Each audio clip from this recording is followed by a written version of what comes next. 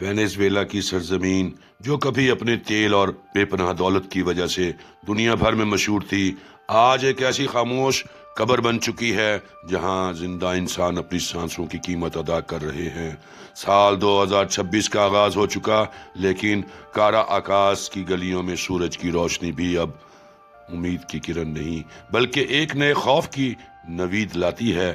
اسی خوفناک خاموشی کے درمیان ہماری کہانی کے دو مرکزی کردار مینوئل اور اس کی بیوی ماریا ایک ایسی جدوجہد میں مصروف ہیں جس کا انجام بظاہر صرف موت یا ذلت نظر آتا ہے۔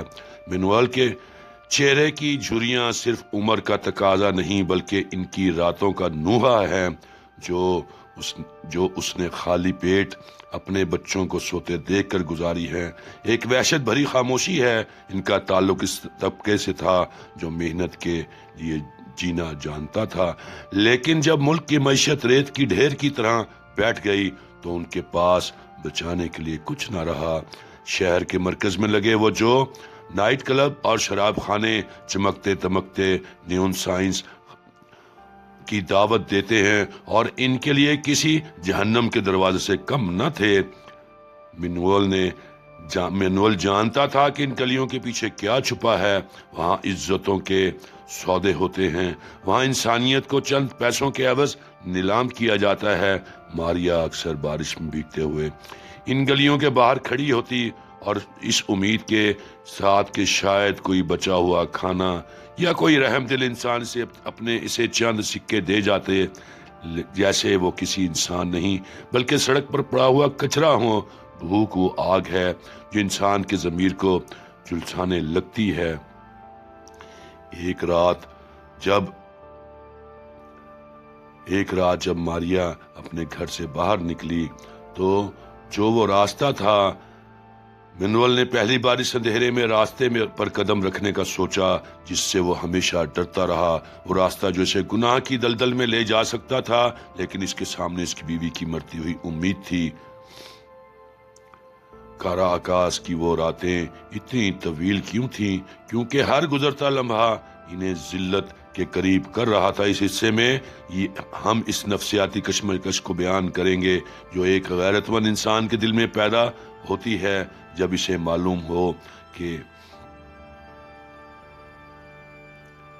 میری غیرت بڑی ہے یا میری ضرورت بڑی ہے، لیکن اسے معلوم تھا کہ غیرت بہت بڑی چیز ہے۔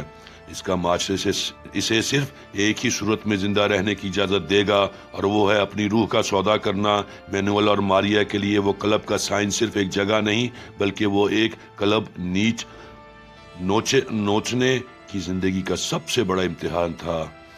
میرے بھائیوں، دوستوں اور بزرگوں، جب انسان انتہا کو پہنچ جاتا ہے، جب ہر سہارا ٹوٹ جاتا ہے، تو پھر کائنات کا مالک اپنا کرشمہ دکھاتا ہے۔ مینوئل اور ماریا کے لیے وہ رات ان کی زندگی کی آخری رات ثابت ہو سکتی تھی، لیکن قدرت کا منصوبہ کچھ اور تھا۔ ایک ایسی شام جب آسمان سے برستی بارش ان کے آنسوؤں کو چھپا رہی تھی، وہ دونوں اسی گناہ کی بستی کے قریب کھڑے تھے جہاں موسیقی کا شور اور شراب کی بو فضا میں زہر گھول رہی تھی۔ مینوئل کے قدم بوجھل تھے، اس کا دل پکار رہا تھا، اے میرے مالک، کیا یہی میرا انجام ہے؟ ٹھیک اسی لمحے اس شور و غل کے پیچھے سے ایک ایسی آواز ابھری کہ جو اس شہر کے لیے اجنبی تھی۔ مینوئل کے دل کے تاروں کو چھیڑ گئی۔ وہ اذان کی آواز تھی۔ کارا آکاس کے گوشے میں واقع وہ چھوٹی سی مسجد جس کے مینار سے اللہ اکبر کی صدا آ رہی تھی، مینوئل اور ماریا کے لیے ایک روشنی کا مینار بن گئی۔ انہوں نے کبھی اسلام کے بارے میں نہیں سنا تھا، ان کے لیے یہ صرف ایک عمارت تھی، لیکن اس وقت اس آواز میں جو سکون انہیں محسوس ہوا وہ انہیں نائٹ کلب کی مصنوعی روشنیوں سے کہیں زیادہ اپنی طرف کھینچ رہا۔ وہ دونوں بکھرے ہوئے بالوں اور گندے کپڑوں کے ساتھ اس سفید عمارت کی طرف چلنے لگے۔ جیسے جیسے وہ قریب آ رہے تھے، نائٹ کلب کا شور مدھم ہوتا گیا اور ایک عجیب سی خاموشی ان کے گرد لپٹ گئی۔ جب انہوں نے مسجد کے اندر قدم رکھا تو وہاں کا منظر ان کی سوچ سے بڑا مختلف تھا۔ ناظرین کرام، وہاں کوئی VIP پروٹوکول نہیں تھا، وہاں کوئی رنگ و نسل کا امتیاز نہیں تھا، وہاں لوگ صفوں میں کھڑے ایک ہی خدا کے سامنے سر بسجود تھے۔ ماریا نے دیکھا وہاں عورتیں پردے میں تھیں اور ان کے چہروں پر ایسا سکون اور اطمینان کہ جو اس نے کبھی نہ دیکھا تھا، اور وہ وحشت جو نائٹ کلب کی عورتوں کے چہرے پر ہوتی تھی، وہاں ایک وقار تھا، ایک تحفظ کا احساس تھا۔ ایک بزرگ مسلمان نے جب ان کی حالت دیکھی تو انہیں دھتکارنے کی بجائے اپنے پاس بٹھایا اور انہیں پانی پلایا۔ ان کی بات سنی مینول کو یقین نہیں آ رہا تھا کہ سنگ دل دنیا میں کوئی ایسا بھی ہے جو ان سے اس کی عزت کے بدلہ نہیں مانگ رہا۔ اس بزرگ نے انہیں بتایا کہ وہ رزق دینے والا صرف اللہ ہے اور وہ اپنے بندوں کو کبھی تنہا نہیں چھوڑتا۔ اس ایک جملے نے مینول کے اندر کے جمی ہوئی برف کو پگھلا دیا۔ اس رات انہوں نے اسلام کی تعلیمات کے بارے میں وہ کچھ جانا جو انہوں نے پوری زندگی نہیں سیکھا تھا۔ یہ وہ موڑ تھا جہاں ان کا سیکرٹ ہوپ پیدا ہوا، جہاں انہیں سمجھ آیا اندھیرے کا علاج اندھیرا نہیں ہوتا بلکہ وہ تو نور ہے جو ایمان سے ملتا ہے۔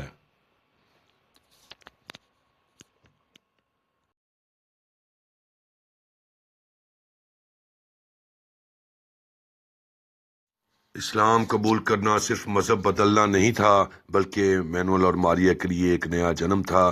یہ ایک گھر کی کہانی نہیں، یہ ہر دوسرے گھر کی کہانی ہے۔ برازیل میں اس چھوٹی سی مسجد سے نکلنے والی یہ سورج کی کرن آج پورے برازیل اور کاراکوس کی تمام گلیوں میں پھیل چکی۔ اس وقت آپ سوچ سکتے ہیں کہ جوک در جوک، قطار در قطار لوگ آتے تو کھانا کھانے اور بھوک مٹانے کے لیے ہیں، لیکن جب وہ ان کا رہن سہن دیکھتے ہیں سادہ، اور جب ان کی عبادت دیکھتے ہیں کہ اکٹھی اجتماعیت، کوئی پروٹوکول، کوئی غریب، کوئی امیر نہیں، سب یہاں ایک ہی صف میں نماز پڑھتے۔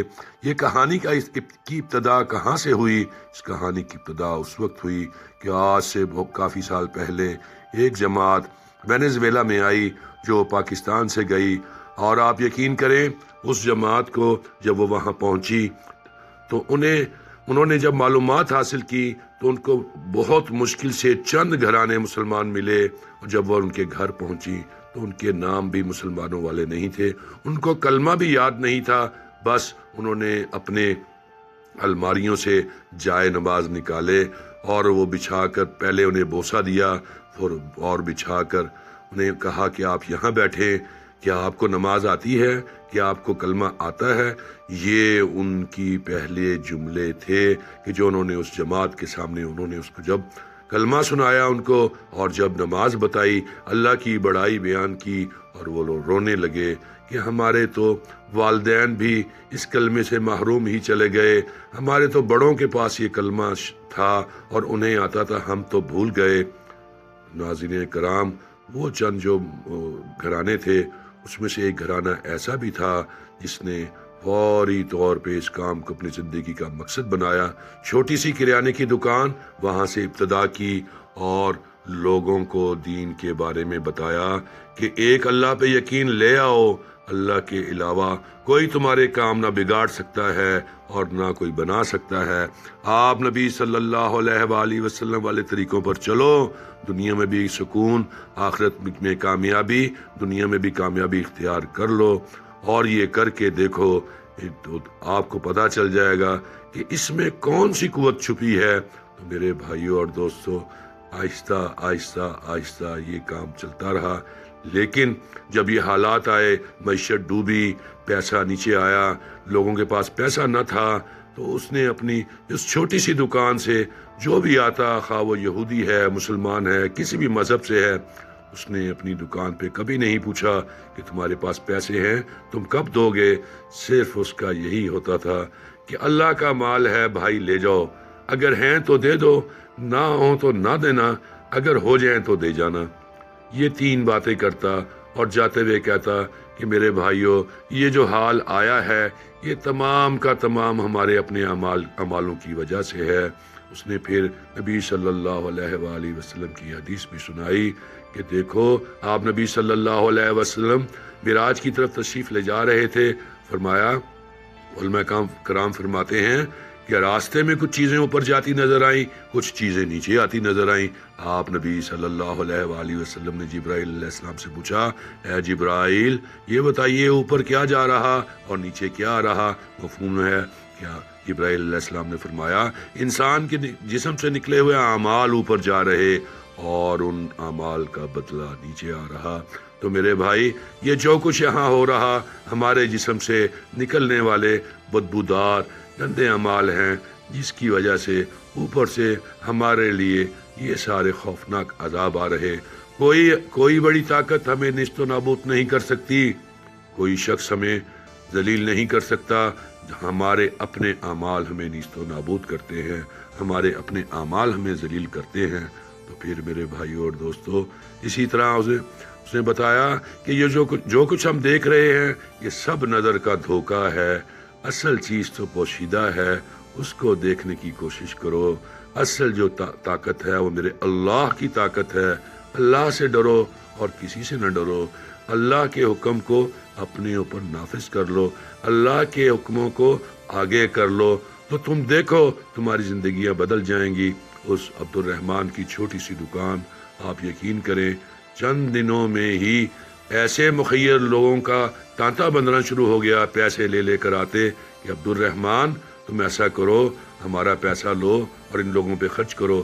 وہ جواب دیتا کہ نہیں میں پیسہ نہیں لیتا۔ تو آپ ایسا کریں کہ مجھے یہ کوئی بندہ دے دیں کہ جو اس پیسے کو سنبھالے اور مجھے چیزیں لا کے دے، وہ اپنی نگرانی میں یہ کام کرے اور میں اس کو بتاؤں گا کہ کیسے کیا جائے، لیکن میں پیسہ نہیں لوں گا۔ اس طرح سے میرے بھائیوں اور دوستو بہت سے عربی لوگوں نے، بہت سے جو وینزویلا کے امریکہ اور دوسری جگہ پر منتقل تھے، انہوں نے بڑی اعانت کی اور آج وہ شاخیں پورے وینزویلا میں پھیل چکی۔ اور آپ یقین کریں کہ اس وقت حالات یہ ہیں کہ عالم نہیں مل رہے کہ جو ان لوگوں کو دین سکھلائیں۔ لوگ رو رہے کہ ہم پاکستان آئیں اور دین سیکھیں۔ میرے بھائیوں اور دوستو یہ پاکستان بہت بڑی نعمت ہے، اور سب سے بڑی نعمت اللہ پاک نے ہمیں جو دی ہے وہ ہے دین کی تبلیغ کا کام۔ پوری دنیا سے لوگ یہاں سیکھنے آتے ہیں، تو ہمیں بھی اس کام میں وہ سیکھنے کے لیے 4 مہینے لگانے چاہیے، اور یہ 4 مہینے لگا کر اپنی ذات کو تبدیل کریں اور کوشش کریں کہ دوسروں کو اس پر لائیں۔ جزاکم اللہ۔ السلام علیکم۔